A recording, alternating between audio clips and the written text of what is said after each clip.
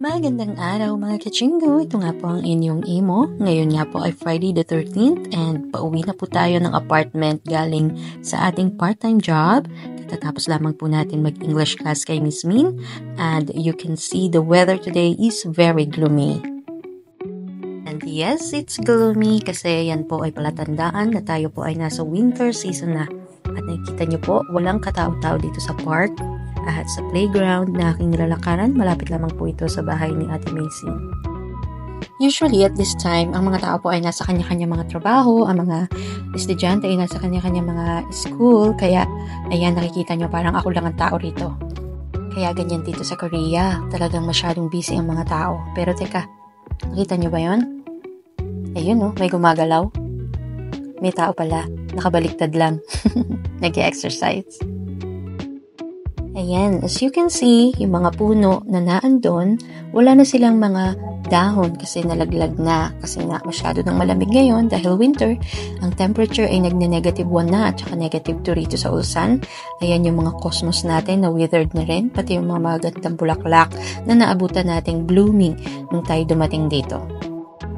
Eto nga, nakikita nyo ba itong puno na to? Ganito siya nung dumating ako. Alam niyo ba na isa pang bagay na kinahangaan ko dito sa Korea ay kung gaano sila kaseryoso mag-segregate ng kanilang mga basura. Dito, hindi pwedeng aksayado ka sa mga pagkain kasi binabayaran ang mga leftover foods dito or yung mga basurang nabubulok.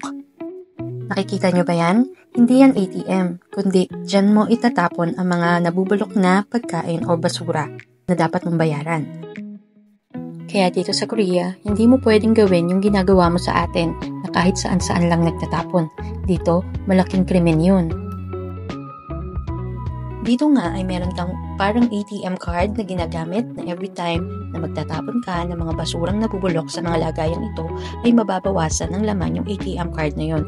So that means nagbabayad ka every time magtatapon ka ng basura. Same goes with appliances. Kapag magtatapon ka rito ng mga gamit na disaksak or appliances or gumagamit ng electricity, kailangan mo rin yung bayaran dahil yon ay basura mo. So that means kapag pinulot mo yung basurang yon, pwede mo siyang kunin ng libre. Pero kapag itatapon mo na siya, babayaran mo na siya. O diba, ganyan kaorganisado at kadisiplinado ang mga tao rito sa Korea. Hindi pwedeng ini-small porke basura lang. Sa basura pa lang, may disiplina na sila. Kaya no wonder why ang ekonomiya nila ay mataas. Mapapasana all ka na lang talaga, diba? So ayan nga po mga kachinggo na i-share ko po sa inyo ang isa pang kinahahangaan ko sa sistema dito sa Korea. Bukod sa kanilang transportation ay ang kanilang garbage segregation. Muli, ito po ang inyong imo, ang inyong kalakbayers at kalakwatsa, Chingu, annyeong!